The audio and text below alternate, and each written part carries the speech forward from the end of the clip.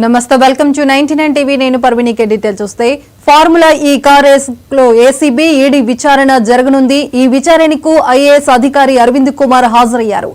మరోవైపు ఈడీ విచారణకు హెచ్ఎండిఏ మాజీ చీఫ్ ఇంజనీర్ బిఎల్ఎన్ రెడ్డి హాజరు కానున్నారు. ED BLN Reddy statement record చేయనుంది.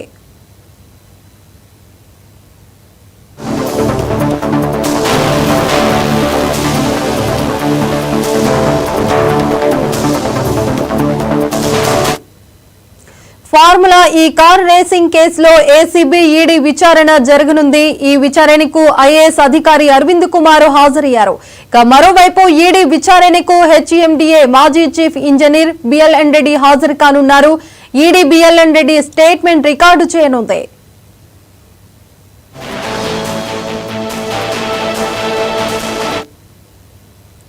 ఇదిలా ఉండగా సంచలనం సృష్టిస్తున్న ఫార్ములా ఈ రేస్ కేసుపై కేటీఆర్ నిన్న మీడియాతో మాట్లాడారు.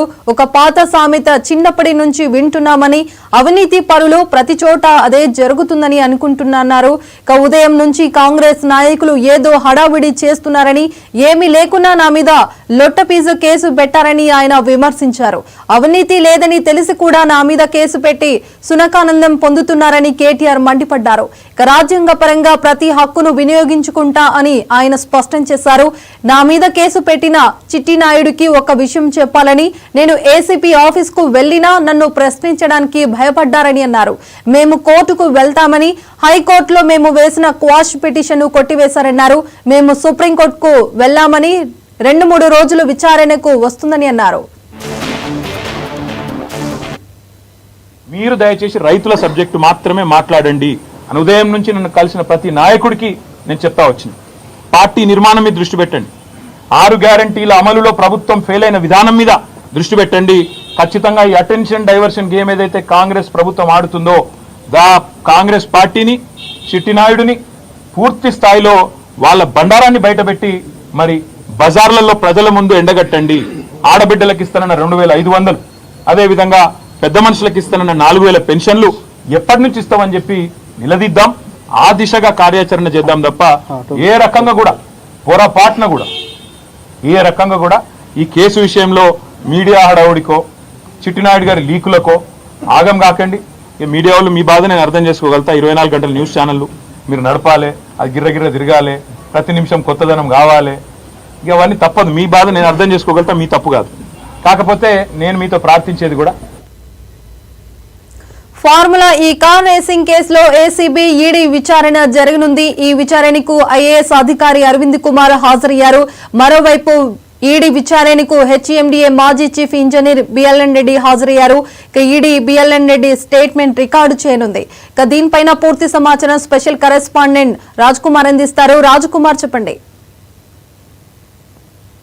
పర్వీన్, ఏదైతే ఫార్ములా ఈ కేసుకు సంబంధించిన ఈ రేస్ కు సంబంధించినటువంటి ఏసీబీ విచారణ మాత్రం వేగవంతం చేసింది. ఇప్పటికే కేటీఆర్ కు ఏసీబీ నోటీసులు చేయడం జరిగింది. విధంగా ఉన్నటువంటి కేటీఆర్ ఏదైతే తన అడ్వకేట్ తో మాత్రమే నేను విచారణ హాజరవుతా అని కూడా ఏసీబీ ఆఫీస్ వద్దకు వచ్చి కూడా వెలుగుతడం నేపథ్యంలో ఏసీబీ విచారణకు ఈ రోజు మాత్రం ఐఏఎస్ అధికారైనటువంటి అరవింద్ ఫార్ములా ఈ రేస్ ఏటుగా ఉన్న నేపథ్యంలో ఈ రోజు గతంలో ఎంఏఎన్యూడి శాఖ స్పెషల్ సిఎస్ గా కూడా అరవింద్ ఉండడం జరిగింది. అంటే ఆ సమయంలోనే అగ్రిమెంట్ ఇచ్చిన నేపథ్యంలో ఏదైతే అరవింద్ రికార్డు గల స్టేట్మెంట్ ఏదైతే ఏసీబీ ముందు కూడా విచారణ చేస్తా ఉంది. ఈ విచారణలో అతను ఏం చెప్తారు అంటే అప్రూవల్ గా మారుతారా, లేకపోతే ఆ రోజు జరిగినటువంటి పూర్తి సమాచారం ఏదైతే అరవింద్ ఏం చేశారో అక్కడ ఎందుకు కనీసం ఫైనాన్స్ క్లియరెన్స్ వరకు హెచ్ఎండిఏ పర్మిషన్ లేకుండా దాదాపు నిధులను కూడా అక్కడికి నిధులు తరలించారు. దాదాపు 50 కోట్ల రూపాయలు. ఇవన్నీ కూడా అంటే ఎందుకు చేయాల్సి వచ్చిందనే దానిపై కూడా ఈ రోజు అరవింద్ కుమార్ ఏసీబీ అధికారులు విచారించనున్నారు. ఇప్పటికే బిఎల్ఎన్ రెడ్డి అంటే ఏపీగా ఉన్నటువంటి ఏదైతే తన ఈడెస్ సంస్థకు సంబంధించినటువంటి బిఎల్ఎన్ రెడ్డికి అతనికి ఎదురు పంపాల్సి వచ్చిందనే దానిపై కూడా బిఎల్ఎన్ రెడ్డి వాంగ్మూలాన్ని కూడా రికార్డ్ చేయనున్నారు. ఈ అన్నిటి నేపథ్యంలో మొత్తానికి కేటీఆర్ నిన్న కొన్ని వ్యాఖ్యలు చేయడం జరిగింది.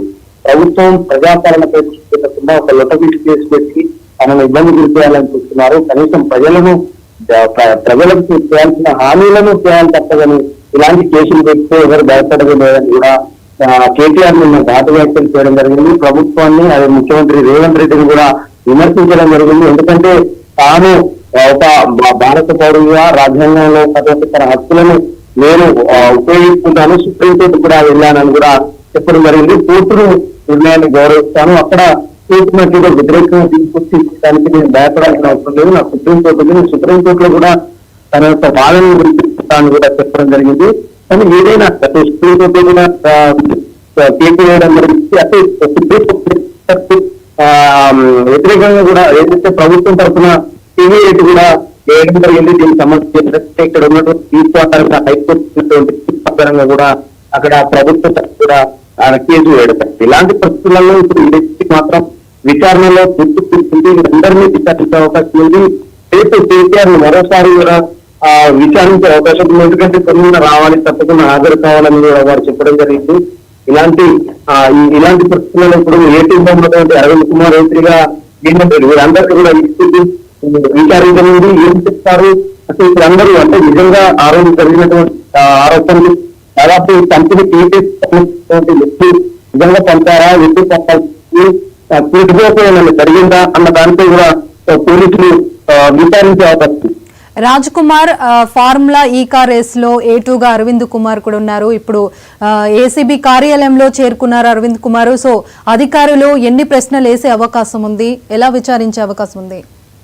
ఇప్పటికీ క్వశ్చనర్ మాత్రం పూర్తిగా సిద్ధం చేశారు. ఎందుకంటే గతంలో అంటే ఎక్కడెక్కడ ఎలా జరిగింది, ఎలా ఒప్పందం జరిగింది, యూఎస్ సంబంధించినటువంటి ఒప్పందంలో ఏముంది, అంటే ఒప్పందం జరగక ముందే ఇవన్నీ కూడా అదే సంబంధించినటువంటి నిధులు చేరాలని కూడా వాళ్ళు చేస్తున్న ఆరోపణలో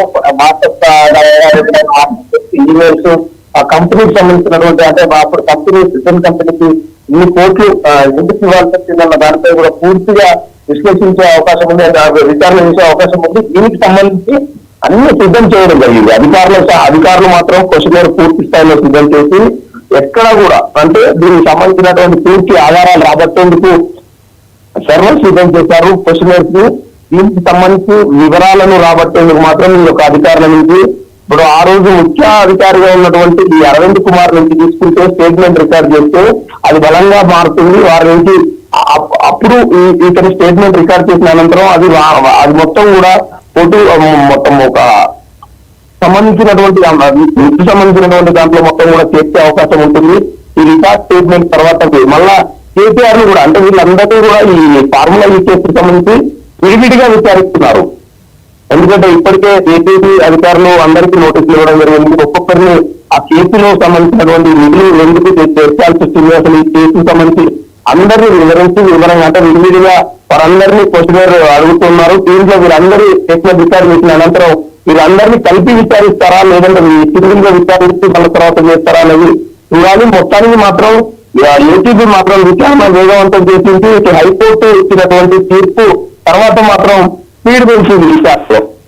రాజ్ కుమార్, అలాగే రేపు కేటీఆర్ 9న హాజరు కావాలన్నట్టుగా ఈడీ నోటీసులు పంపించింది. సో మరి రేపు కేటీఆర్ హాజరు అయ్యే అవకాశాలు కనిపిస్తున్నాయా? ఏసీబీకి సంబంధించినటువంటి రేపు రావాలి, రేపు తప్పకుండా ఒక్కరే అటెండ్ కావాలని కూడా చాలా క్లియర్ గా కూడా మెన్షన్ చేయడం జరిగింది. తన ఏసీబీ అధికారులు న్యాయ నిపుణులతో చర్చించి మరోసారి కూడా ఎందుకంటే మొన్న గేట్ వద్దకు వచ్చిన తర్వాత తన అడ్వకేట్ తో లోపలికి అనుమతించాలని ఏదైతే కేటీఆర్ వినియోగించుకోవడంతో కూడా దానికి పోలీసులు ఏసీబీకి సంబంధించినటువంటి అధికారులు నో చెప్పడం, దానికి అక్కడి నుంచి కేటీఆర్ వెనుక జరిగింది. కానీ ఇప్పుడు అప్పుడు కోర్టు అప్పటికి తీర్పు రాలేదు. దానికోసం కూడా పోలీసులు ఏసీబీ అధికారులు కూడా మొత్తం వెయిట్ చేయడం జరిగింది. దీనికి సంబంధించి ఇప్పుడు మాత్రం హైకోర్టు స్పష్టమైన తీర్పు వచ్చింది.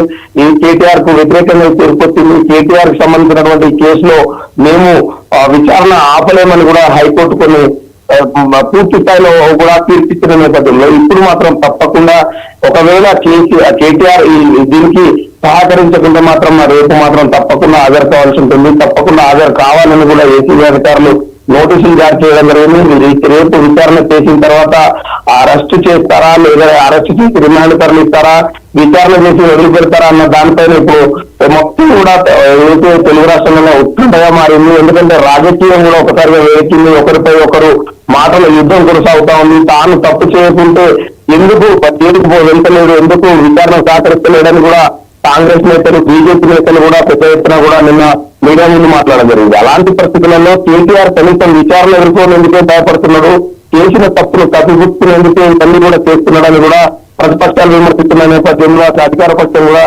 ఆరోపణలు చేస్తున్న నేపథ్యంలో బీఆర్ఎస్ నేత రేపు హాజరై విచారణకు సహకరిస్తాడా, విచారణకు హాజరైన తర్వాత పోలీసులు ఎలాంటి వాటి అతని నుంచి వచ్చేటువంటి స్టేట్మెంట్ రికార్డ్ చేసి పూర్తి ఆధారం సమర్పించేందుకంటే పూర్తిగా అంటే దానికి సర్వసిద్ధం చేశారు. ఎక్కడ కూడా ఎలాంటి అవాంఛనీయ ఘటన జరగకుండా భారీ భద్రతా ఏర్పాట్లు ఇప్పటికే పార్టీ ఆఫీసుల వద్ద కావచ్చు, అదేవిధంగా నియోజకవర్గాలు జిల్లాల వారికి కూడా అన్ని ఏర్పాట్లు చేశారు. కానీ ఒకవేళ పార్టీ అధినేతకు సంబంధించినటువంటి ఏదైతే కేటీఆర్ ఒకవేళ రేపు విచారణకు హాజరైన తర్వాత ఏసీబీ అధికారులు ఏ నిర్ణయం తీసుకుంటారో కూడా అని అందరూ కూడా ఉత్కంఠగా వేచి చూస్తున్నారు. Right, thank you Raj Kumar.